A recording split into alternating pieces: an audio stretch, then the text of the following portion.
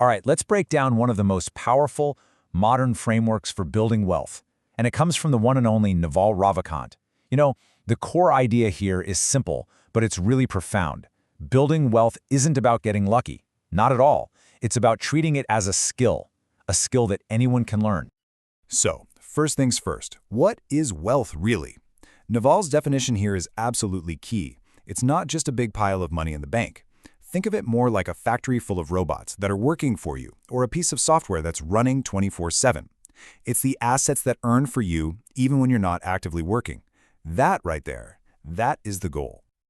And this brings us to a super important distinction. You see, wealth is what we call a positive-sum game. We can create new things, new value, and we can all get wealthier together. But status? Oh, that's a completely different animal. That's a zero-sum game.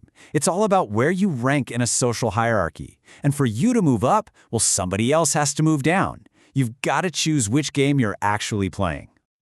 So, this is it. This is really the first major decision you have to make. Are you going to play the status game, which by its very nature is competitive and, frankly, kind of combative? Or are you going to play the wealth game, which is all about creation, collaboration, and abundance? You have to consciously, deliberately choose that positive sum path. This brings us to the first of 3 massive pillars for creating wealth: specific knowledge. And pay close attention to that subtitle. It cannot be taught, but it can be learned. I mean, that's a huge clue, right? This is not about what you learn in a traditional classroom. So, what is it then? Well, think of it like this. It's the unique intersection of your natural talents, your genuine deep-seated curiosity, and your personal passions. It's the stuff you are naturally drawn to, not what's trendy or what someone told you you should study. It's uniquely you. And here's the ultimate litmus test. How do you know if you found it? It's simple.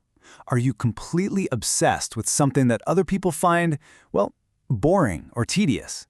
Are you the person tinkering with code on a Saturday night, or breaking down business models for fun, or creating art just because you feel like you have to? That's the signal. That's when you know you're onto something. Now, inside your specific knowledge, there are 2 skills that are just paramount: building and selling. Building could mean writing code, designing a product, or creating amazing content. And selling, that's all about communicating, persuading, marketing, inspiring people. If you can truly master both sides of that coin, you become an absolute force of nature. Society literally has no choice but to reward you. Okay, on the pillar number 2, accountability. So once you have your specific knowledge, you can't hide it. You have to attach your name to your work. You have to be willing to take public risks under your own name. Accountability is basically what it sounds like: reputational skin in the game. And yeah, it's risky for sure. You're opening yourself up to criticism, to public failure. But it's also the only way to build a powerful brand and earn real trust at scale. And here's the beautiful part, the payoff. When you take on that public risk and you do it with integrity, society rewards you. It gives you responsibility, it gives you equity, which is your slice of the business, and it gives you leverage, which is the tool you use to magnify your impact. You can see the progression here, right? It's crystal clear. It all starts with courage, just taking that initial risk. Then, when you handle that risk with high integrity, it builds your reputation. That reputation, in turn, earns you trust. And trust is the ultimate gateway to the real rewards, things like equity and leverage. Which of course brings us to our final pillar, the great force multiplier, leverage. Your specific knowledge and your judgment, they're the foundation. But leverage, well, leverage is how you achieve a truly outsized impact. I mean, this classic quote from Archimedes just says it all, doesn't it? Leverage is all about using tools that separate your input from your output. Without it, you're stuck. You're stuck in this loop where more effort just equals more results, which is really just a fancy way of saying you're renting out your time. And what's so amazing is that the very nature of leverage has changed dramatically. The old forms, we're talking labor and capital, they required permission. You needed someone to hire people for you or to give you money.